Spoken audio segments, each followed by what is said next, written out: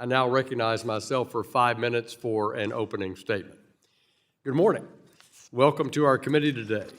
As our securities laws were being considered during the Great Depression and the years after, corporate governance policymakers sought to ensure that stockholders had an active voice over any entrenched management, inattentive directors, or a controlling group.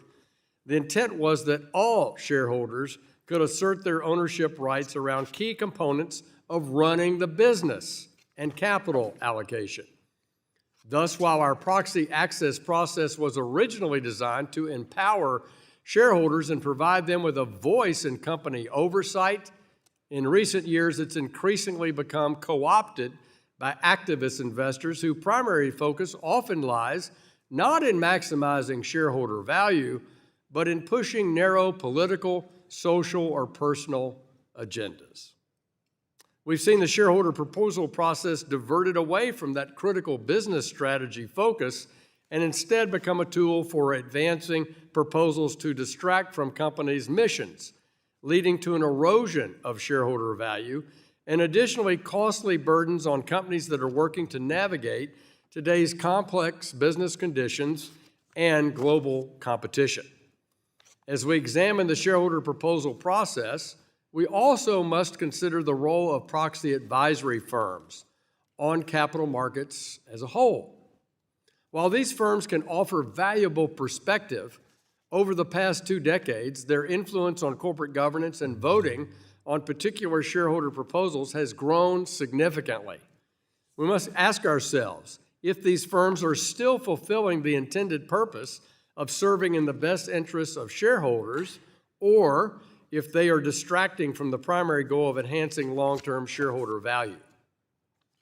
As we evaluate the current landscape surrounding Rule 14a-8 at the SEC, it's essential that we assess the impact of recent regulatory interpretations and guidance and how these have led us to where we are today.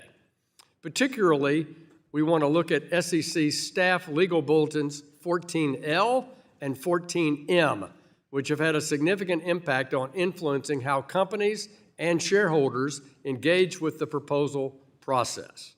Staff Legal Bulletin 14L, issued in November of 2021 under then SEC Chairman Gensler, shifted the focus from shareholder proposal review from the proposal's relevance to a specific company to whether the proposed issue had broad societal impact.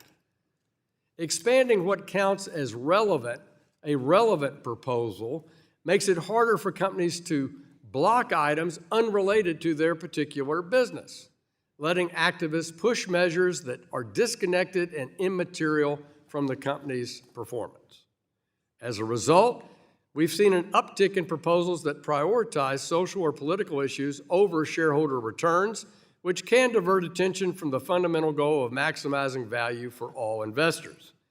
As we look at these recent developments, it's crucial to consider how we can reform the regulatory framework to restore balance and ensure that the proposal process serves its original intent.